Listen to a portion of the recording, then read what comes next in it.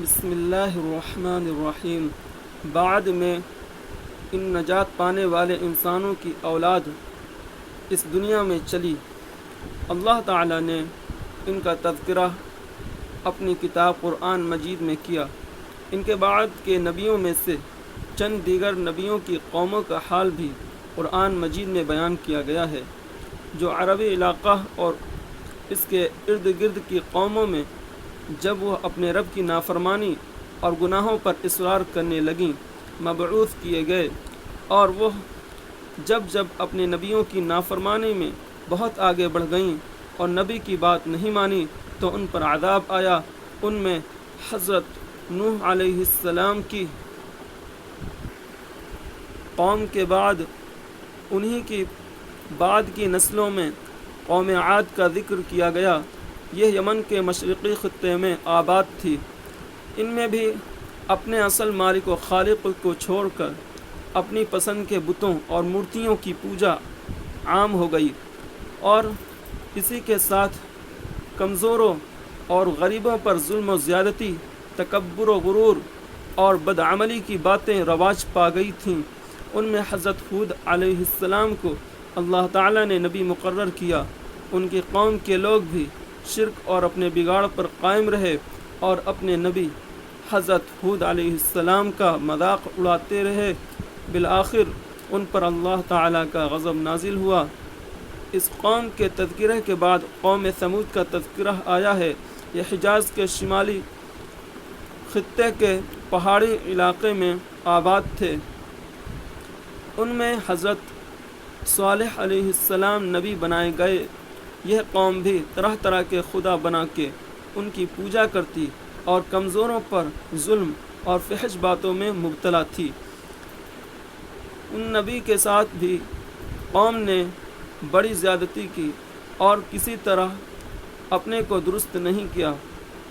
ان کے لیے ایک اونٹنی حضرت صالح علیہ السلام کی نبوت کی تصدیق کے لیے اللہ تعالیٰ نے پیدا کی اور اس کی حفاظت کا حکم دیا، لیکن انہوں نے اس کو مار ڈالا اور سرکشی پر قائم رہے۔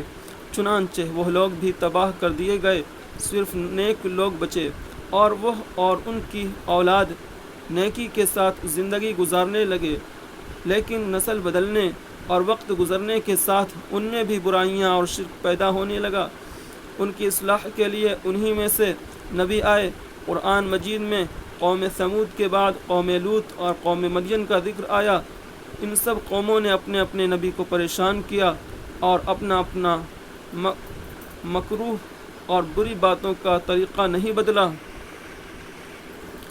قوم لوط فلسطین کے ایک حصے میں آباد تھی، اور ان کی بڑی خرابی شرک کے ساتھ ہم جنسی کی لعنت تھی جو ان میں عام ہو گئی تھی، اور اس میں بھی وہ زبردستی اور سخت بے حیائی دکھانے لگے تھے۔ اسی کے ساتھ دوسرے گناہوں پر بھی اڑے ہوئے تھے۔ ان میں حضرت لوط علیہ السلام جو حضرت ابراہیم علیہ السلام کے بھتیجے تھے مبعوث کیے گئے۔ انہوں نے بہت کوشش کی لیکن ان کی بات نہیں مانی گئی، چنانچہ ان پر سخت آتش فشاں زلزلہ آیا اور وہ تباہ کر دیے گئے۔ قوم مدین حجاز کے شمالی علاقے میں آباد تھی۔ شرک کے ساتھ کاروبار میں خیانت اور بد دیانتی کرتی تھی اور دوسرے گناہوں میں بھی مبتلا تھی۔ ان میں حضرت شعیب علیہ السلام مبعوث کیے گئے۔ انہوں نے سمجھانے کی بہت کوشش کی، جب آخر تک وہ اپنی بدعملیوں پر قائم رہے تو ان پر عذاب آیا۔ قرآن مجید میں قوم مدین کے بعد مصری قوم کی حالت کا تذکرہ کیا گیا۔ وہاں ان کے بادشاہ فرعون اور اس کی قوم نے بہت ادھم مچایا تھا۔ وہاں بنی اسرائیل اقلیت میں تھے۔ ان میں جب کوئی بچہ پیدا ہوتا تو اس کو مار دیا جاتا، اور لڑکی پیدا ہوتی تو اس کو باقی رکھا جاتا تاکہ فرعون کی قوم کے گھروں میں ان سے خدمت لی جایا کرے، اور ملک کی کمزور نسل کے لوگوں کے ساتھ بڑا ظلم کیا جاتا تھا۔ پھر اسی کے ساتھ ساتھ فرعون خود اپنے کو خدا قرار دے کر اپنی پوجا کراتا تھا اور صاف صاف کہتا تھا کہ میرے علاوہ کوئی دوسرا تمہارا خدا نہیں۔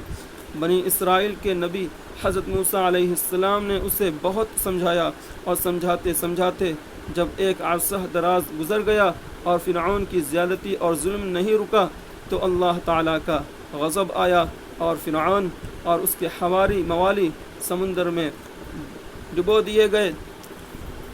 پھر خود یہ بنی اسرائیل ایک عرصہ گزر جانے پر اپنے نبیوں کی رہنمائی سے روگردانی کرنے لگے، حتیٰ کہ شرک کی باتوں تک میں مبتلا ہوئے اور اپنی اخلاقی برائیوں پر اڑے اور دھاندلی اختیار کی، تو اللہ تعالیٰ نے ان کو غیروں کے ذریعہ مصیبتوں میں مبتلا کیا، لیکن انہوں نے اپنی بدعملیوں اور زیادتیوں کو ترک نہیں کیا، اور حد یہ کہ نبیوں کو ستایا اور کسی کو قتل بھی کر دیا، اور آخر میں حضرت عیسیٰ علیہ السلام کو بھی قتل کروانے کا پورا انتظام کر دیا تھا، جس کو اللہ تعالیٰ نے ناکام بنا دیا۔